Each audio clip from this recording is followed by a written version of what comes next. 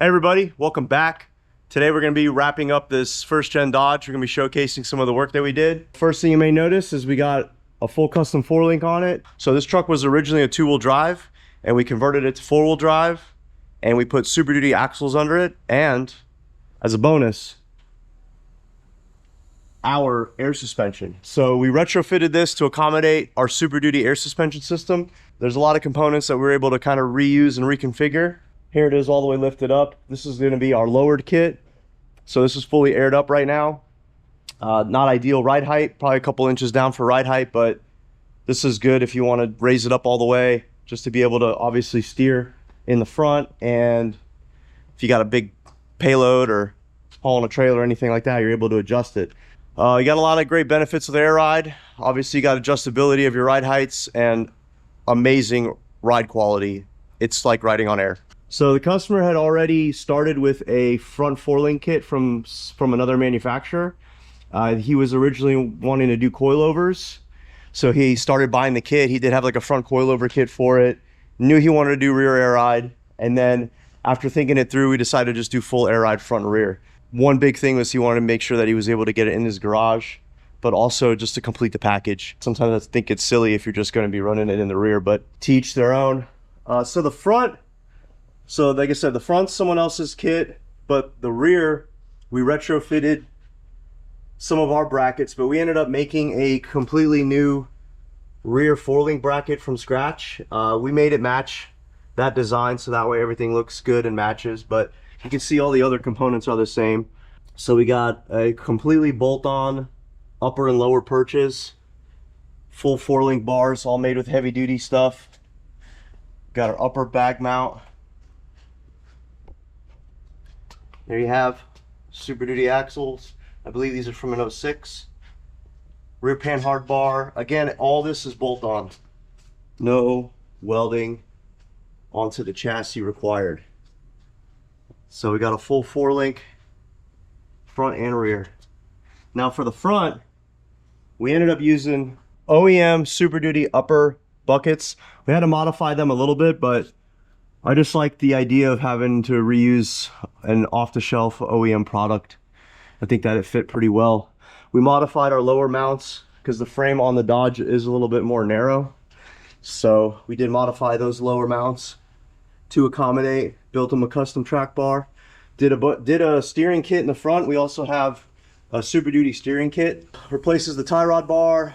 It's got the drag link and then new track bar as well. So that's all heavy duty material, even using some super heavy duty ballistic heims. All the ballistic stuff is rebuildable. Let's lower this thing down a little bit.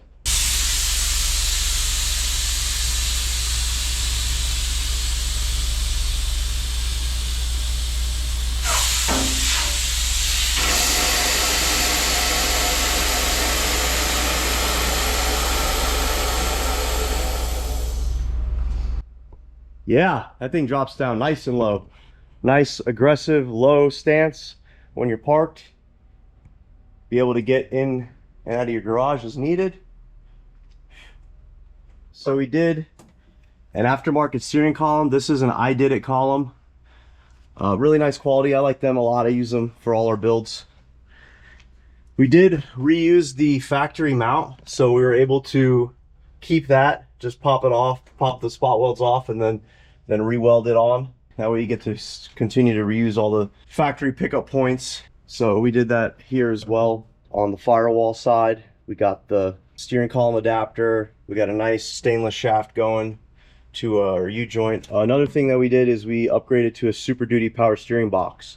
So the Dodge one goes on the outside of the frame, which would actually interfere with our bucket. So this worked out really well, relocating it onto the inside. So now he has a nice upgraded steering box. So Super Duty axles paired with Super Duty steering box. Everything just kind of works well together. We can reinforce the crap out of that. It's plated inside and out with sleeves going through because that takes a lot of the abuse. The factory one actually was cracking the frame anyway, so we did a little bit of repair there and then boxed it and reinforced it to the moon. It's going 12 valve. I believe this is 2nd gen components, so he's gonna be running second gen 12 valve with the auto transmission and go with it. Another thing that we added is our new first gen Dodge firewall delete panel. So he's gonna be upgrading to Resto Mod AC, so he's not gonna be needing any of the factory holes or spacing or anything like that. I think that about wraps it up. Pretty short and sweet. Nice little build. This is obviously the early stages of it. You know, we're kind of the first stop for a lot of this stuff. Customer will be taking it back, working on a few things, probably doing some engine work, and then it'll be off to paint. And we obviously have some rust on the roof that we need to repair.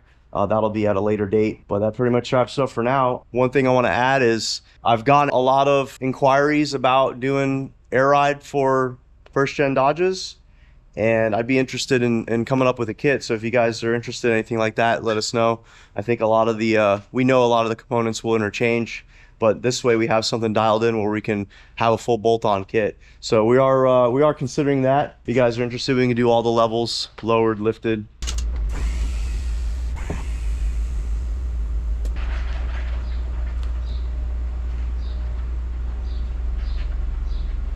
But wait, there's more. I forgot one thing, the most important. It's a Dodge, so it's going to be running a Bluetooth drive shaft. I'm just kidding about the Dodge stuff. We just have this on here for fun. So this is an awesome little piece that our buddy Anthony from Design Canopy printed out and designed. It's a Bluetooth drive shaft cover plate. So yeah, a lot of trucks do run Bluetooth drive shafts because they lift it up so high and the drive shaft's just such a pain in the ass to try to configure. So they just don't have a front drive shaft. So as a joke, he came up with this bloop, bloop, bloop, bloop. Bluetooth drive shaft cover plate. Just wanted to point that out really quick because I forgot about it as I pushed it out. I was like, oh no, we got to show them that. So there it is. All right, we'll see you later.